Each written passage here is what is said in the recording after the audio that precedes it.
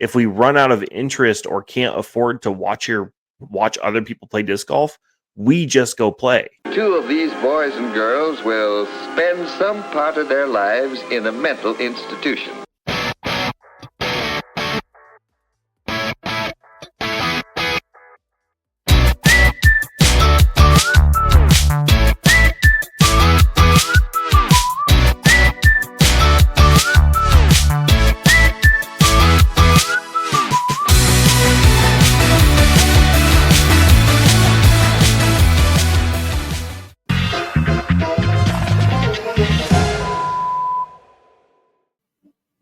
Welcome to the Hang Loose podcast. What a weird opener. RB3 cut that? I told him one time. It's not the same. That's actually a true story, though.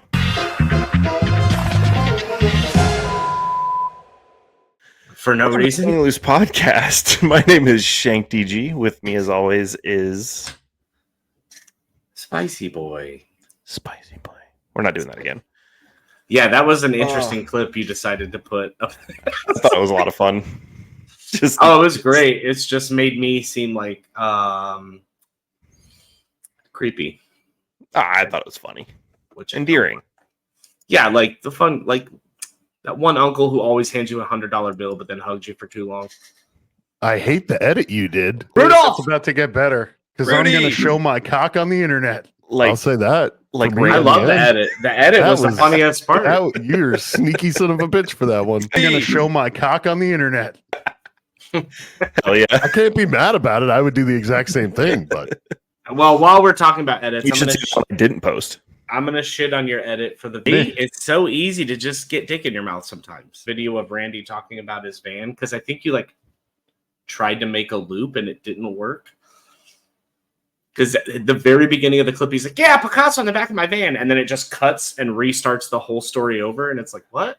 Why did you edit it that way? No, that's so we're struggling with, this is a little behind the scenes. This is going to be an interesting episode. We don't have the term is insider baseball. Yeah, this is a little insider baseball for you. I don't know what that means. RB3 does and appreciates it. So we're having an issue with people dropping off at the front of the video because we're boring or something. We're getting more views, but they're only making it 11 minutes in, at least on YouTube. Audio versions are a lot better, but so anyways, with the clips, the idea is to put a hook at the front. That way it grabs them and then it cuts back to the beginning of the video so that they watch the whole thing to get to the hook. Oh, got it. It's a real sharp cut. It confused the shit out of me the first time I saw it. That's good feedback. I will work on that. But I've seen that on multiple other outlets. Other. I mean, you see it on YouTube all the time, especially with Simon. He'll put the ace right at the top of the video, and then right. I'm a big fan of the CVV podcast. It's a wrestling podcast, interview style, and Chris Van at the beginning of every episode for his intro, he does a smash cut of maybe 5 or 6 different questions that are super interesting. Right at the beginning of the episode that he's gonna ask in the episode, and it hooks me every freaking time. Huh. He's like, I wonder why sour cream and not guacamole. Hulk Hogan. Well, let me tell you something, brother. Dude. And we both just did bad Hulk Hogan. At least you know who that is. I'm impressed. Hey, I used to watch wrestling back in. I still watch wrestling. Bad Monday Blood night. This week was fucking incredible. Hell yeah, it was. Wait a second. Monday Night Raw. Uh-oh. Baby. Wait a second. Uh-oh. I think. I feel like we were supposed to, something was hit here, but then, I think we still don't have the sound clip, today. But real spicy. Welcome to Real Spicy.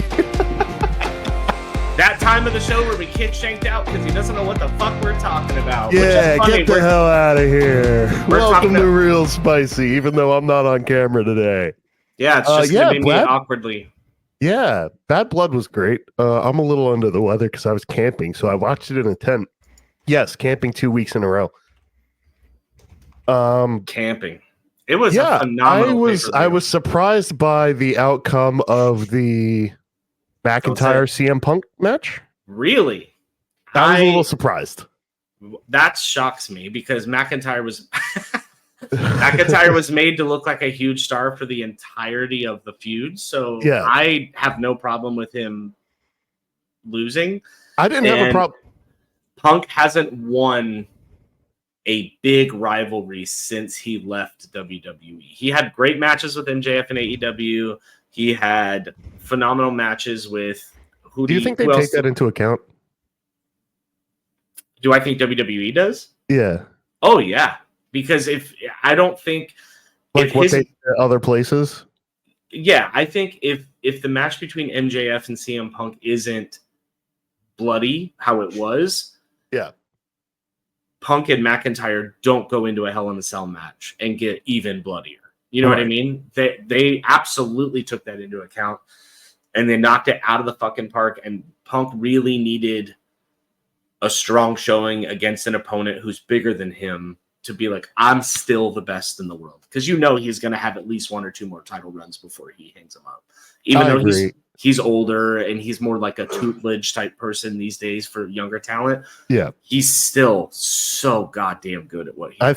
I think you'll see Randy Orton have another chance at that too, just like as one of those guys who's been around forever and still can do it at a high level. Real quick before we get back to the Hanging Loose podcast, what's The Rock gonna do next that's not fighting Roman Reigns at WrestleMania? Well, obviously WrestleMania is a long way off, so they're gonna really slow burn that. Right. But we already know that's one of the things he's going to do. Is he going to do something else before that? Yeah, absolutely he is. I think I would really like to see them build into a Survivor Series, which is next month. Yep. With the different bloodline factions. I think they should have a Survivor Series bloodline match. Okay, and current bloodline versus old bloodline. Yeah, with The Rock, Roman, the Usos, and The Rock, But you gotta have it's 5 members, and you've got Tongaloa, Jacob Fatu, and Solo Sikoa, and they've got a couple more guys that they could bring up and really establish as like dangerous people, right? But I personally want to see a Survivor Series match, and that'll be perfect for The Rock because he's probably going to get gassed pretty quick because he's not in ring shape right now. So I think that would allow him to have a huge impact with minimal effort and really like hammer home that he can still go. And then WrestleMania will be his last for Raw, hopefully. Yeah, not hopefully. I love the man to death, but I don't care. I was kind of banking on a Judgment Day versus Rhea, Damian, and Jay, and whoever else they decide to toss that direction was kind of something I thought I would see at Survivor Series. But I like I know the bloodline versus bloodline thing is eventually like you can't not do that. I feel like it's an unavoidable collision course. Yeah. But hey, thanks for listening to Real Spicy. Tune in next time when we have maybe an intro and also my camera. Sorry, I'm a little sick today, everyone. Enjoy the rest of your show. I hope you enjoyed my face for 7 straight minutes. Thank you so much. Can I come back now? Yeah, you know what we forgot to do now that we're back with the regular podcast. Shouts out to the sponsor, Rand Disc Golf. We did not say anything about them today. I tried to when you said something about a weird uncle. I was gonna drop Randy in there, but no, I dominated that. I always dominate my weird uncle. Oh man, yeah, man, WrestleMania and like storylines and stuff. That's sick. Dude, it's funny because you're trying to sound dumb, but actually sounding smart. So you're doing a great job. Keep it up. No, like I was saying, I did used to watch wrestling back in like Monday Night Raw times. I don't know if they do it on Monday night anymore, but what was it's moving to Netflix. It was like DX era. It was when I was watching. I got 2 words for you. You got to do the whole New Age Outlaws intro if you're going to mention DX. I couldn't even tell you what it is anymore, I just knew it was. Ladies and gentlemen, boys and girls, children of all ages, the World Wrestling Federation proudly presents to you the 3-time tag team champions of the world, the Road Dogg Jesse James, the Badass Billy Gunn, New Age Outlaws. That's from memory, and I probably got it wrong a little bit, but RV3's impressed. I mean, are we talking about the same thing? DX to me was Triple H and Shawn Michaels. Yeah. Yeah, but they also had X-Pac, China, Jesse James, Billy Gunn. It's okay. No. I did go to a live WWE event one time and saw the Big Show's ass. So, I mean, that is the Big Show as far as I'm concerned. Right. We should probably talk about disc golf. We should, yeah. So the most exciting news I've seen this week is that Bradley Williams and Lucky Lawrenson decided to post a very uncomfortable 11-minute long video of themselves crying and breaking up, which I know it's hard. I'm going through a breakup right now myself, but that is not how I would announce it. It almost feels like a milk for views kind of thing. Oh, 100%. And I had no idea what it was until about 45 minutes before the show. It had somehow missed my radar. Same. I watched it at 2x speed because I could not handle the cringe. I had to get that shit over as fast as I could. Well, we have kind of an announcement. It's actually an announcement. I was like, what are you talking about? Right? Like, just get. This is going to be awkward if I ever have to film Bradley on a card, but, you know. Oh, man, I think he knows. I'm surprised the video is still up, honestly. It just kind of feels like they were both like, well, we have social media output in our contracts. Yeah. We both have social media in our contracts. So, like, hey, everybody. This is Randy from RandDiscGolf.com. The other day I was out on the disc golf course, bombing my drivers 300 feet, feeling good about myself. And I decided that since I had a long ride home, I needed to find a podcast that was smart, funny, and entertaining. Everything a good podcast should be. So I picked Star Talk with Neil deGrasse Tyson, and it was wonderful. But after that, my podcast app, the algorithm, sent me to Hangin' Loose podcast, hosted by Shanked DG and Spicy Boy. And it was okay. But after 30 seconds, I figured that my time would be better spent listening to the new Chapel Roan album. So that's what I did. So if you need any discs, RandDiscGolf.com. And if your podcast app happens to go to the Hangin' Loose podcast, there's always Chapel Roan. I genuinely don't think they were like, let's monetize this breakup. No. But they were like, we could probably, like, people are going to ask. We may as well post something. Yeah, they were likely trying to dispel rumors, like, in case something happened, you know, like a Kat and Yuli situation. Like, they're probably trying to separate themselves. I got that right? Yes. Okay. Sounded wrong when I said it out loud.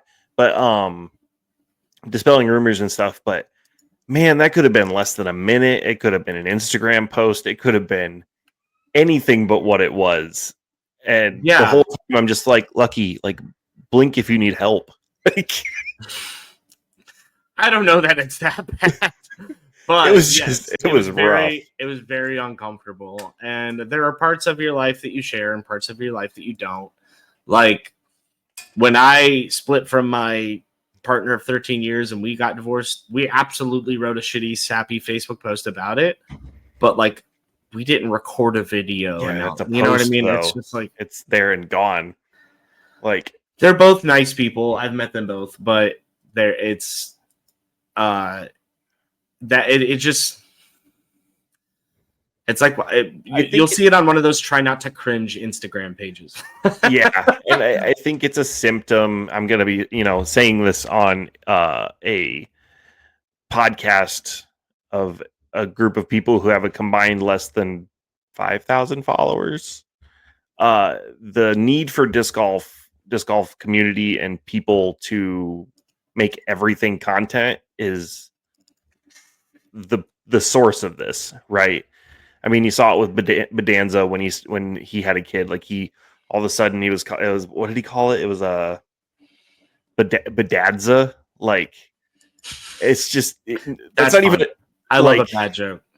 Like and nothing against that. Like yes, of course, you know your community is invested in you and they want to know. But like you're like, hey, I had a kid. Anyways, let's play some disc golf. Like stuff like that. You know, you don't need to make every personal life event part of your character as a part of your content.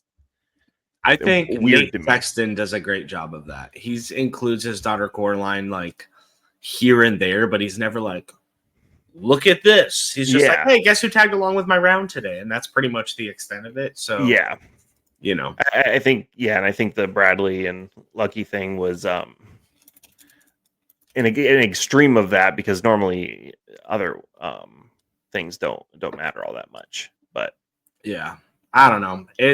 I get it. Also, I wish them both the best, but it was just a weird way.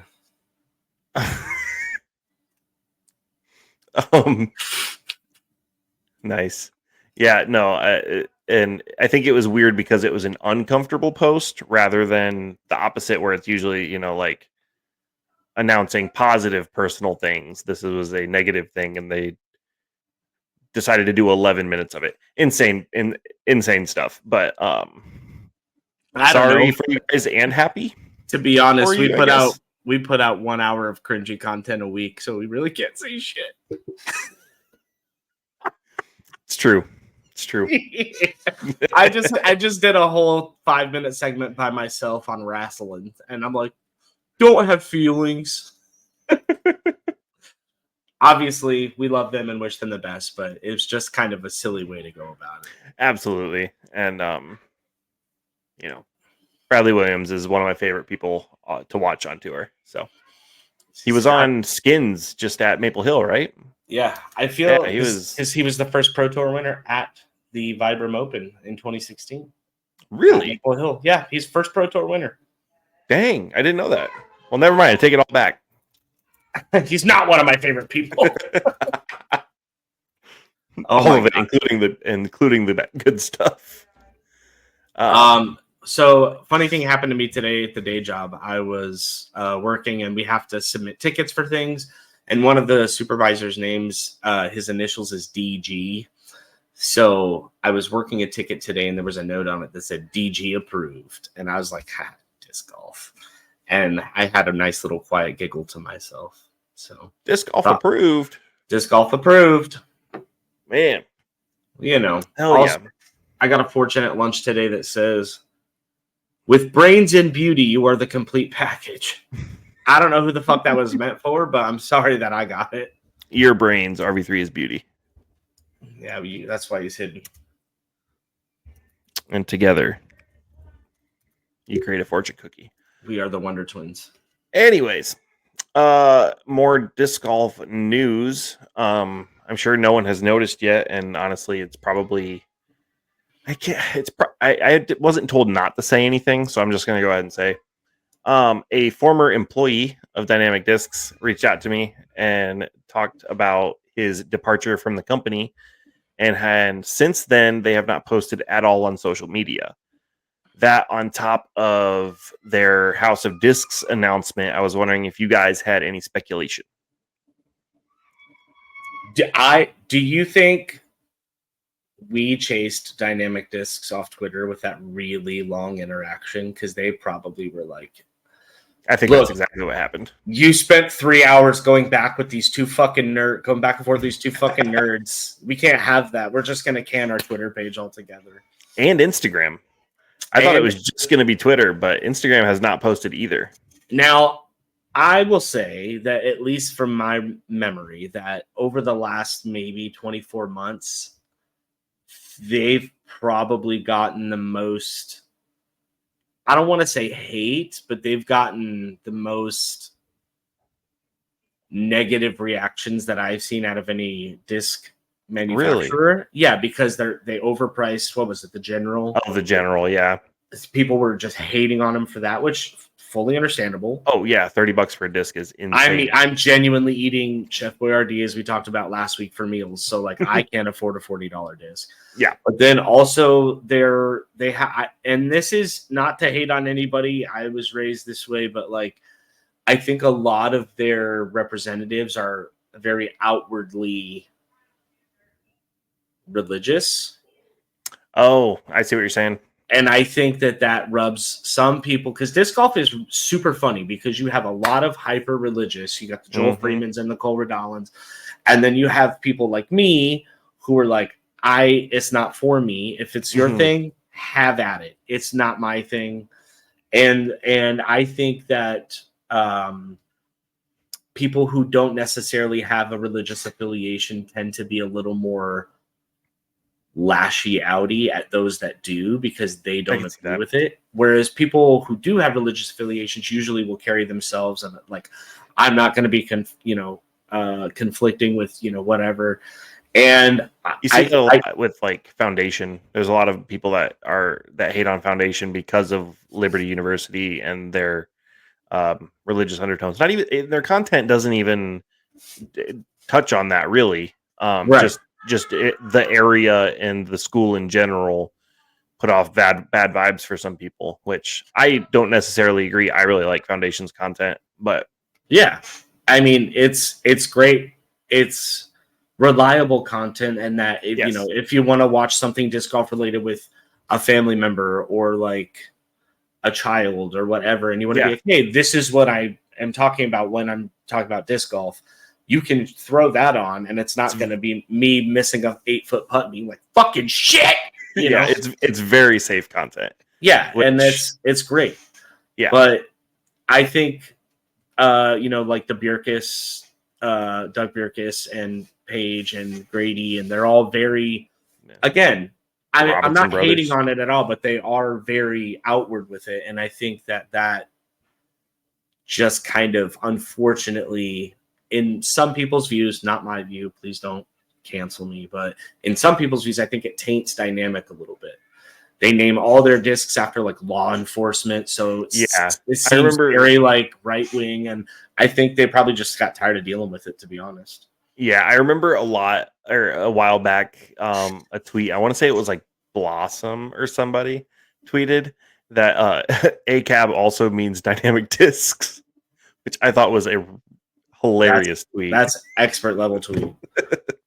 Yeah, it's it's like, I have a family member who's a police officer in Phoenix, so it's not, I have everybody on all sides in my family, and we were just talking with RV3 before the show started that like we don't like politics. Like, I'll do my civic duty, but I don't want to talk about it otherwise, because there's never a productive conversation around it. It always devolves into shit throwing. Yeah, I spent a lot of my life hyper fixating on politics, especially on like the wrong side of it, and that's not even me trying to be like political. That's just, I was a conspiracy nut and wrong about most things. You mean like Jesse the Body Ventura? Dude, You what? I probably shouldn't say that. I went to a speaking of his when I was in high school. I read his book, They Killed Our President. Oh yeah. Well, I was deep in the trenches. I've since seen the light. I went the other direction. Anyways, no more politics. But yeah, back to the point. I'm curious if House of Discs is going to, if we're going to see more and more going into the off season, House of Discs trimming the fat of some of these companies, because it's no question that the professional and media side of disc golf is it's on a downturn. It's still bigger than it was pre-COVID, but I think they overextended themselves and now they're correcting, and that might lead to social media managers getting laid off, tournament teams getting trimmed, contracts getting smaller, stuff like that. Yeah, kind of the reverse boom. I can see that happening to a certain extent. I think that every manufacturer, this is again my personal opinion, every manufacturer should look at Discraft. Yes. I think Discraft presents their team in such and they do so well at it that they won't have to trim the fat. Yeah, I that's a great point, and I think it's the same. Discraft is like the shining example of having a professional tour team, because you've got you've got their team is stacked, and I think MVP is probably second on that list, and then Innova third in terms of just like presenting their tour team as professional athletes. And Dynamic Discs did it really well with Ricky, but just with Ricky. Yeah. And he had that whole thing with his Bitcoin bonus and stuff. I mean, that's beside the point. But I think in the realm of House of Discs, I wouldn't be surprised if there's a big culling at like contract movement times in the off season. Oh yeah, and I mean, and it's kind of, I don't want to say painful to see, but like when you know the majority of manufacturers are going to be doing that, it really makes you wonder. Like it's kind of like a game of musical chairs. There's not going to be spots for every person that we know. You know what I mean? There's not going to be paid touring spots for, I can't think of a name without offending someone, I'm sure, but like it's going to be a whole, in 2 years, the landscape of professional disc golf is going to be astronomically different. Oh, 100%. I honestly think we're heading towards a more NASCAR type sponsorship, where instead of one player being under West Side, you're going to have they're going to have their retail sponsor, they're going to have their clothing sponsor, they're going to have their manufacturer sponsor, and they're all going to be lower levels, but there's so many of them that it'll equal out at least close. And this is similar to something I saw on Twitter earlier this week. I want to say from Tommy, Masters Disc Tommy, where he was saying, this goes back to our feud with Andrew Fish. We're coming for you. We're coming for you, Fish. I don't listen to your podcast. I can't believe him. I see the names. I see who watches our video. He watches us 3 times each week. That tracks. Enjoy your jersey when you get it. And he was Tommy was saying something along the lines of, a lot of these touring pros that show up every week that don't have huge contracts, like how do they make their money? And there's probably some trust fund kids in there, but I'm guessing a lot of them have part or full-time remote jobs that they just do at Starbucks or at a library, and then, work around tour schedule. I would not be surprised if that was the case. I mean, yeah, it's some of them work remote. So she's not a full-time tour person, but one of the FPO card that I filmed in Utah, her name's Emily Yale.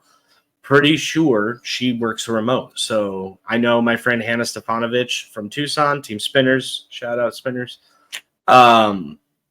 She works remote. So the ability to do that has opened up a lot of opportunities for a lot of people to be full-time tours. Does it cost money? Absolutely. But you know what?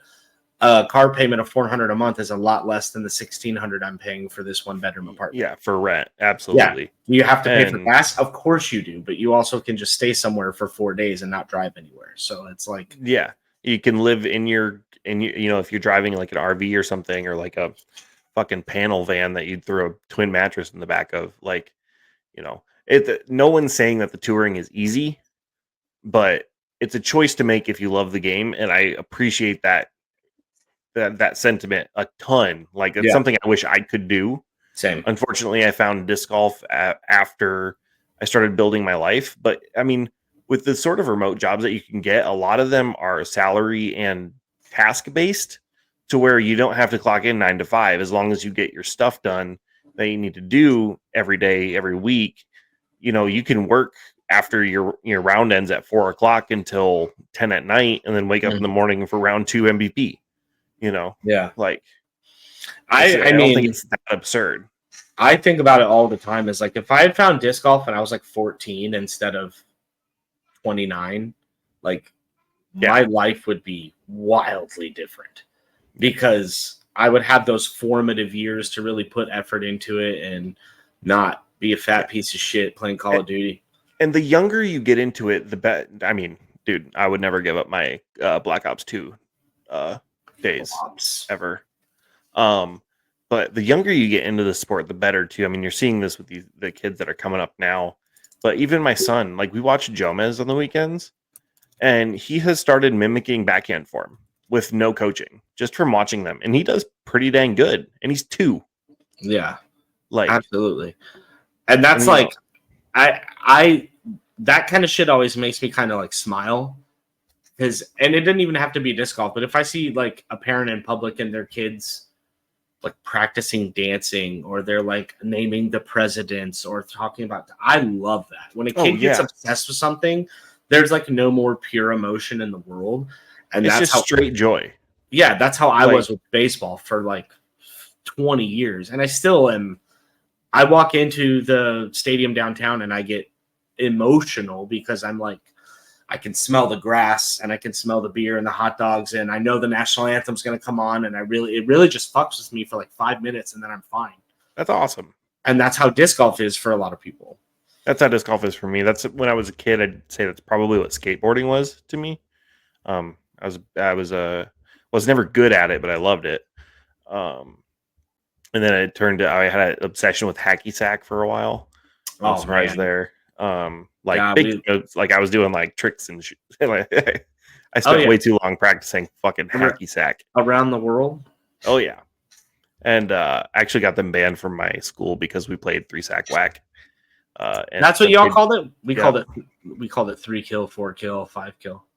Oh, nice. But it's the same game. Yeah, if 3-sack whack, you hit it 3 times, last person catches it and just whips it at somebody. Yep. And we use the sandbags, so they hurt like a motherfucker. Yeah, of course. But no beads, pussy. Yeah, no, sandbag, just like a paintball hitting you. Mm-hmm. No, but tell him to be quiet. Go fuck yourself. He's practicing his backhand form. He's upset. Yeah. I just wanted to give a quick shout out to Jill Seif. She's going to be the winner of the clip that was given away a couple episodes ago. She is a deaf disc golfer. Oh, hell yeah. Watches our podcast. I was going to say listens, but I think that's insensitive. That's what the D stands for.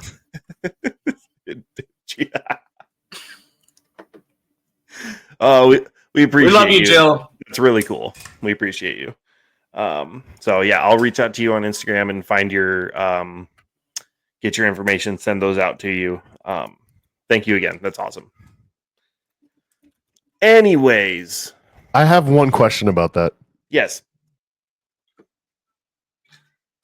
It's insane to think about the fact that somebody who is deaf listens/watches our podcast. Yeah, 100%.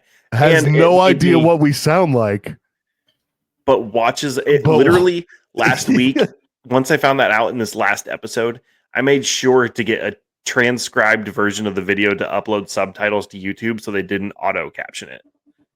So wow, it's going above and beyond. Thank you for that. And as somebody who has nothing to do with like the production side of things, I'm just here for my abs. For your abs. But I just thought it was really cool because I don't know how somebody sits through something like this and just reads it. You know? But for her, it's normal. It's only abnormal because we don't do it. Right. I'm definitely a subtitle guy when I watch TV. I was talking more about the fact that she doesn't know what we sound like. Or sorry, they don't know what we sound like. Right. That's true. That's what I was in reference to. She's that's so insane. lucky she doesn't have to hear a podcast. Thick mustache accent. Exactly. Sounds like he's talking through whale brill. But yes, thank you, Jill. I will try to remember to get accurate subtitles going for the episodes going forward. That's really cool. Yeah. So when are we picking the winner for the most recent giveaway that we are going to talk about here? Do you want to put that up for us there? The USDGC? Yeah, which Well, I mean, one where the event has to happen in order to. Right, but when are announce we giveaway. picking the winner once it's done? So are we just going to do it on the next episode, or? Yes, I will probably put out a post because Okay. by the time the answers come out and then the episode comes out, it'll be like a week after. So probably just pick somebody, put out a post, and then do it from there. A little peek behind the curtain. We record on Tuesdays, Tuesday night usually. So we won't know the winner until obviously the Sunday before we record. And then you'll hear it the Monday after the Tuesday we record. So it'll be but we'll post the weekend after USDGC is the Monday that podcast comes out. Yeah. We'll definitely revisit the results once it happens on that episode. It'll be a little delayed, but somebody's going to be winning a bet. And just for your guys' information, the public opinion so far is Spicy is going to win. I told you guys. I know my shit. Followed by, I think me and RB3 are neck and neck in people guessing for us. So, well, I certainly hope to win the lion's share. I would love to be sweet talked by you two. I hope you know I'm going to go above and beyond. I'm going to make it as uncomfortable as possible. Me too. Yeah. I'm going to lay in front of a fireplace and get some very light music going. Yeah. Are we doing like a time limit? Are we going to do like it has to be 30 seconds? Is it going to be a minute? I think that's up to you. I guess. System. I feel like honor system is good enough for the three of us. Yeah, I feel like if you don't, no one's going to cheap out. No, I don't think any of us will cheap out. No, okay. And if one of us does, then they can get ripped apart relentlessly. So I mean, that's just what I do to people. Actually, it's funny that you mentioned that. So I was hosting trivia last night, and I'm always kind of like hyper roasty, like I'm mean, And then my boss says, I'm like, no one ever fucking tips me. And she goes, well, it'd be really nice if we just had like a nice normal night of trivia. And so last night I really made an effort to like be nice and interact with people and be kind. And like, I was still roasty a little bit. Like this one guy came in a Cowboys hat and I just shit on him. And he tipped me $20. I made $80 in tips last night. Oh, that's big for me. So I was like, oh, maybe I should just be nice to people. Oh, my boss goes, funny how that works, huh? I was like, fuck you, Jenna. Oh, but it's not funny. I know. I'd rather be funny than nice any day of the week. But would you rather be funny or rich? Funny. Probably funny still.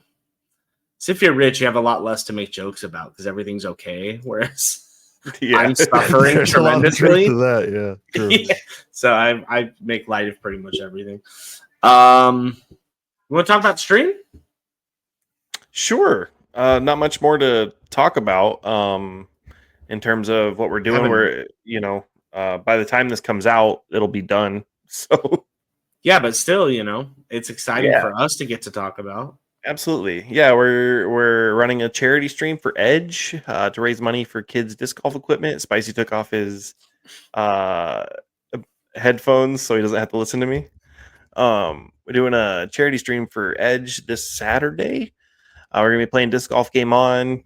Other games we decide to play if we get bored of that. I mean, it's going to run for 6 hours. So you can go back and watch it or watch the highlights. And also you can still go back and make an Edge donation, I'm sure. Sure can. They're always taking donations, and we can see if we can keep that specific link up to keep it tracked. But the goal is $500. It's not a huge amount. I think our community can. I think that's $5 per listener. We'll see. If you guys can do that, that'd be awesome. There's a grip bag on the line. There's some other swag from Edge on the line. If you donate, you'll get entered into a drawing to win that stuff. It's not it's not based on a monetary value. So even if you donate $1 or $100, it's the same amount of chance to win. So donate 100 and do us all a favor. Yes. Edge is an awesome program. They've helped me out with all the clinics that I've run over the last few years. Jay Reading is more than helpful. I mean, the dude, I reached out to him once and he's like, here's my cell phone number. I'm like, okay.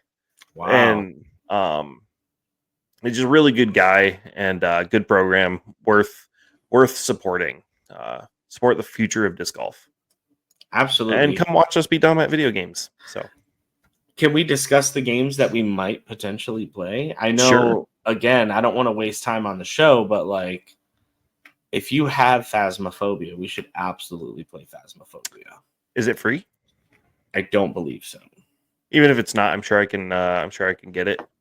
That sounds fun. I've watched people play Phasmophobia before, and it's an awesome game.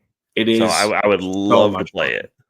So much fun. I play And it I'm with terrible at it. Oh, not to I've mention, never played it, and also I'm a giant pansy when it comes to scary games. Me too. I cannot handle them. I my little stint at trying to do video game streaming and stuff. I played some free games off Steam, and there's a video out there on the Hang and Loose Gaming channel of me playing a horror game, and I am a bitch about it.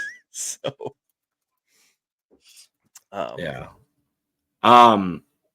it's fun. It will definitely fuck with you a little bit, but it's not as bad. Like I was watching my buddy Patrick play another one called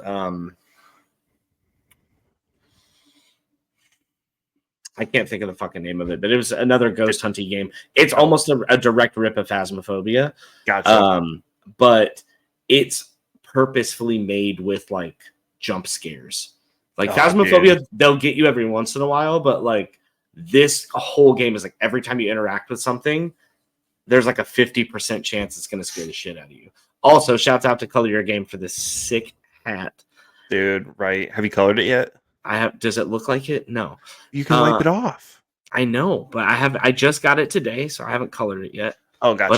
But I will. I also have 2 of these, but they're brown, to give away. So we'll talk about that at the end of the show. Yeah, Phasmophobia is like Phasmophobia. The best. It's fun. Can we talk about how we're not going to play Fortnite? What? Yeah, I removed Epic Games Launcher from my entire computer. What? Yeah, play it's not 2014 anymore, dude. I also removed that from my computer because my shit was freezing.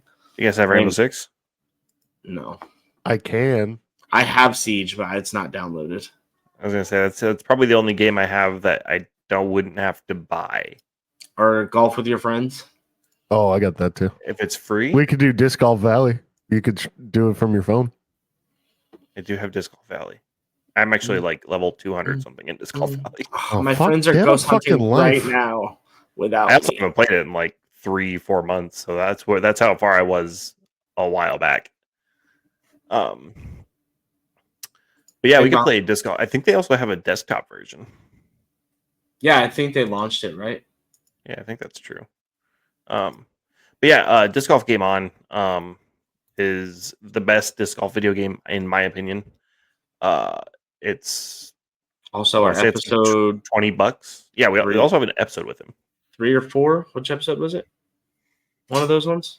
It does a great job with the flight physics, and also the stability numbers are like almost exactly what you would expect. Yeah, it's little. Great. It's episode 4. So Controls it might be a little touchy, so it takes a little getting used to. Yeah, it's true to flight. It's a little wonky, and sometimes the skips that you get are just like another flight after the flight. So it's still a really good game though.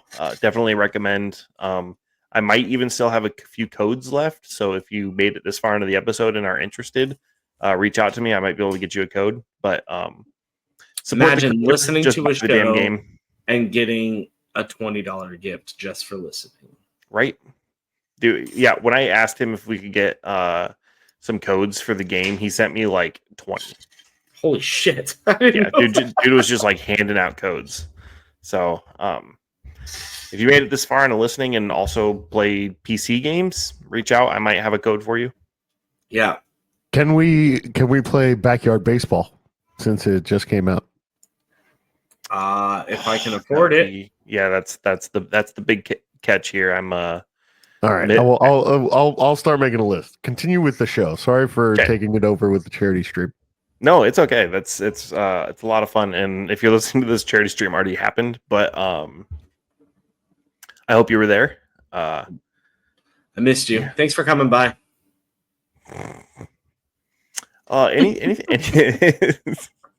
more? I think I ran through my notes pretty well. Other than USDGC and Throw Pink being behind the pro membership, being a little upset about that. Oh yeah, it's why would you limit it? I don't understand that move. I understand the wanting to make more money off of it and like trying to do it that way, but limiting the audience at this point in the sport growth is such insane. A dumb idea. Yeah, like a tiered subscription for a tiny sport like ours is absurd. Have one subscription, $20 a month, $15 a month, whatever it is. You will have more people sign up and make more money than hiding USDGC behind a fucking paywall that no one's going to pay. Like at one point, I don't remember. I think it was Worlds. I didn't up my subscription to watch Worlds, but I went on YouTube and found a pirate stream of Worlds that had more viewers than DGN. Like, people want to watch your product, but you are hiding it behind a paywall that people cannot afford. You're alienating people with it. Yeah. It's insane. Like, why would you do that? You go back to 2019, 2020 era Jomez coverage, and they have double, triple the views of new coverage. Like, even at the early, because you can't assume all those. Look, like 2019 Worlds, of course, that has like 3 million views. It was a crazy moment. Right. That's 2021. Oh, then 2019 also has like 3 million views for whatever reason. 2019 Worlds was Paul, wasn't it? Yeah. Yeah. But if I remember right, it was 3.9 million views on 2019 Worlds. Bananas. Maple Hill got like 48,000 views. So something's wrong with how the Pro Tour is running their, not even just Pro Tour, how professional disc golf is running their business. Mm-hmm. And I think that's indicative of the drop off disc golf is seeing in revenue, just in general. Like people aren't willing to spend money because you're asking too much money of them. If you don't ask for much from them, they're more willing to spend money on this free sport, quote unquote, free fucking sport. So that's my soapbox. Yeah, it's a tall one. I would love to see the math on like how many pro memberships they have versus how many like of the normal ones versus how many people would sign up, for just the one tier, like how that number works out. Yeah. There's no way that they have enough pro membership signups to cover what they would get if they just had one level membership. Like, maybe they do. Maybe that's why it's still an option. Like, or it could be their pride is too high and they don't want to backtrack on something that they know is failing. I don't think that would be their approach at all. I talked to Jeff, not necessarily about this, but we've talked about just the tour in general, and he's pretty intent. He kind of strikes me as like, this is going to sound bad, but he strikes me as like Dana White without the cocaine. Like he's very focused on his product and trying to make sure he can deliver the best thing. But I think he gets in his own way a little bit when he sits down to really look at, okay, we should offer this to people. And I think it's obviously, I don't know, I'm not privy to the insider decisions that they make, but it feels to me like he's more worried about the optics of having a tiered availability system than what it actually consists of. I completely agree with you. I can see that. You Yeah. know what I mean? Like That makes he's a just lot like, of sense. oh, if we have 3 tiers, people will take us seriously because we have 3 tiers. And it's like, but what are the tiers? Yeah, Like but why? we're not DGPT, And even like the or- extra, if you ever look at the extra shit you get with the pro membership, like you get a lot of stuff. Like you get 2 free tickets to a pro tour event. Like there's a bunch of stuff that comes with it.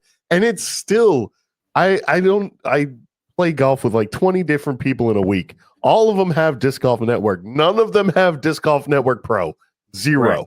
Yeah, no, because DGN isn't Netflix, isn't Hulu, it's I think they're a going after streaming like service for a sport that has a fraction of the players that Netflix has viewers. Like you can't mimic a platform for your sport that has like next to no play. And you're counting casual players in this total audience base, right? Like your target audience is everybody who plays disc golf. But how many of these Joes on the course are watching pro coverage?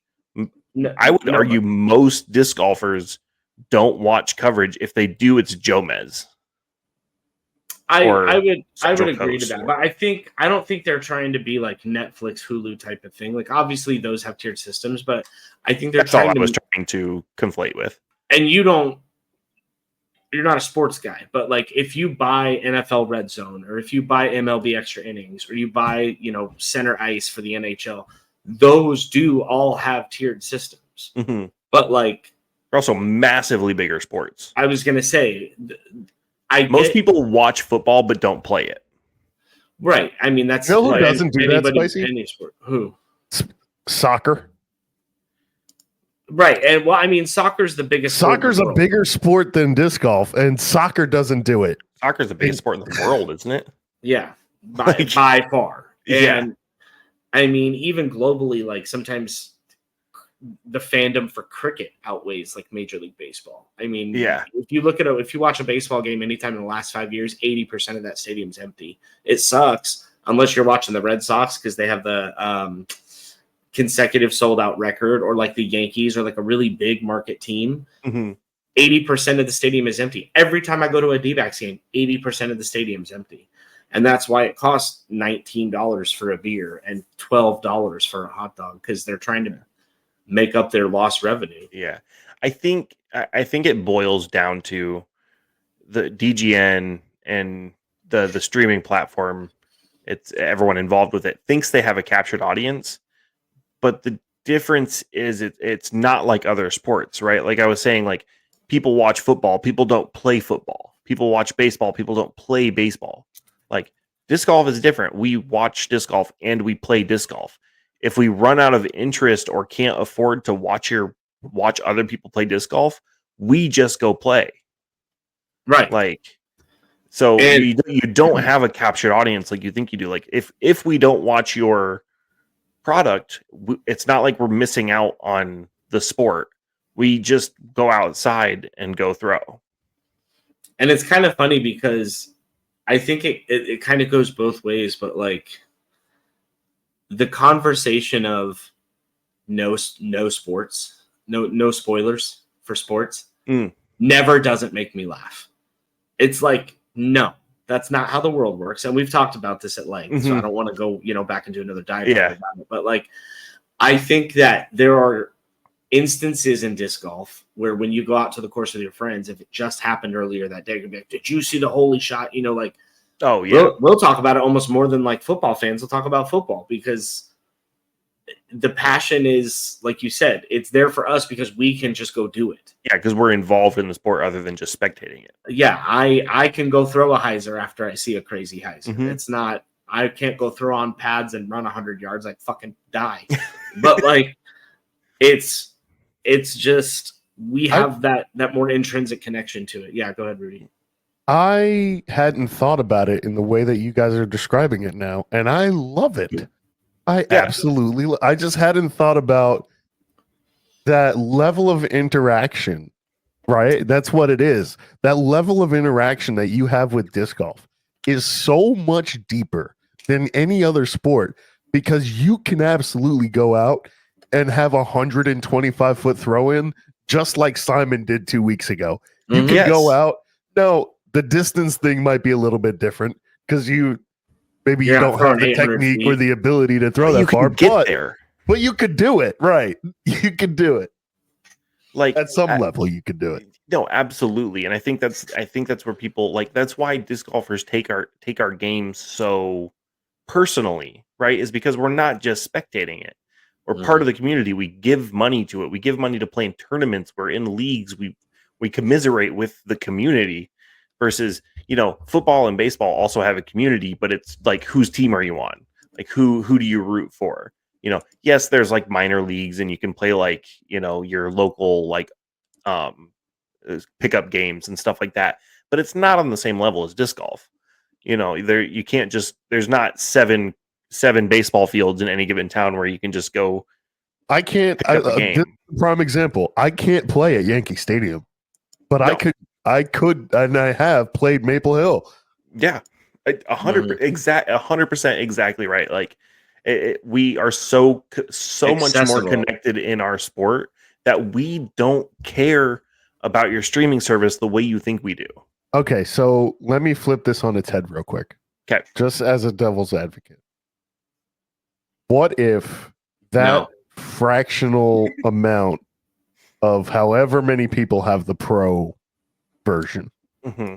What if that's the difference between making it and breaking it for the Disc Golf Network? Because the way they operate makes it seem like it's that tight.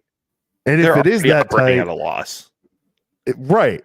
Like, you got to figure out something else other than trying to pass off the responsibility to us. Like, come on.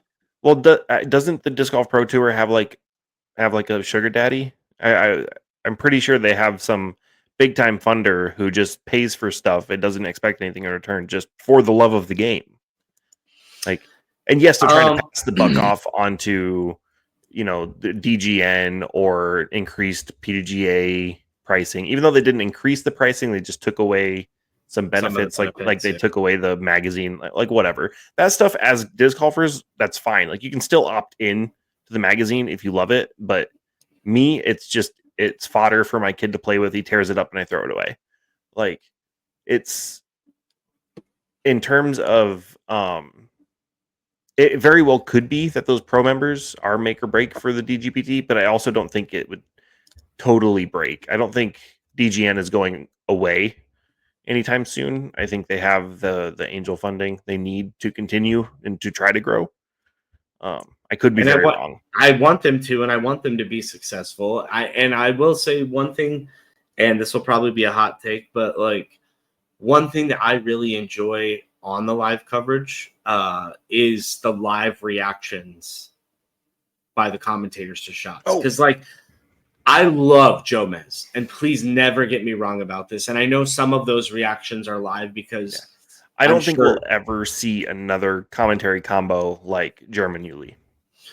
Right. And I was even a big Sexy guy too. Like, I love Nate Sexton on commentary. On commentary. But even before DGN was like a whole thing, and I would only watch Jomez, I'm like, they have to know this guy threw an ace. You know what I mean? Like, that's a huge deal.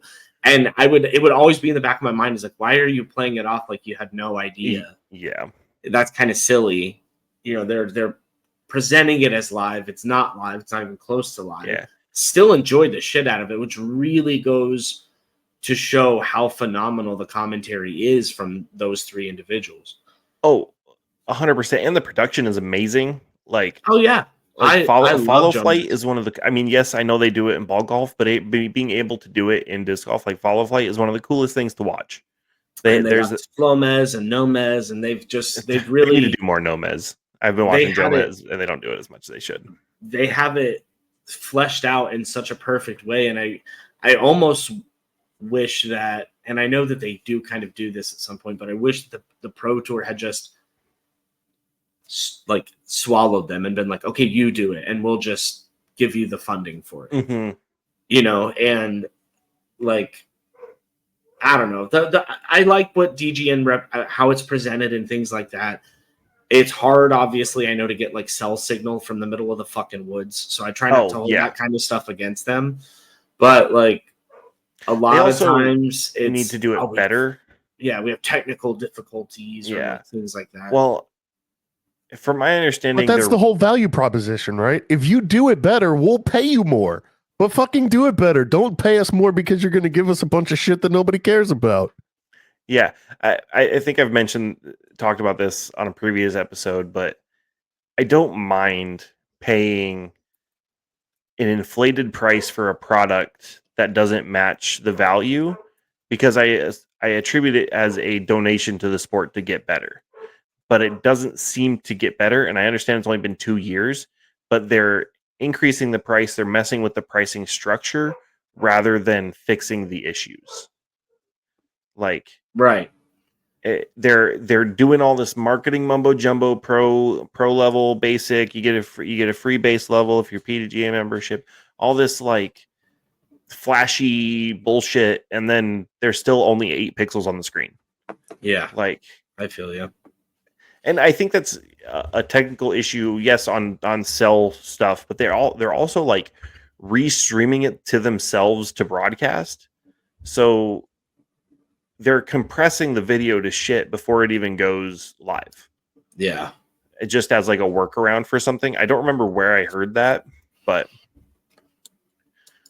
from what I understand, that's pretty standard on live streaming sports. Yeah, they just don't have 30 semi trucks like the NBA does to to really like powerhouse the feed, etc. Yeah, but anyways, that's the Hanging Loose Soapbox. Welcome to the amateur podcast, disc golf podcast. Yeah, listen, professional organization. We're 2 dudes that do shit at disc golf, and you better listen. Have you heard about 2 white guys bitching at you? Yeah, because we've got to be only one of them. Sponsored by fucking apples. Thank you, Cosmic Crisp.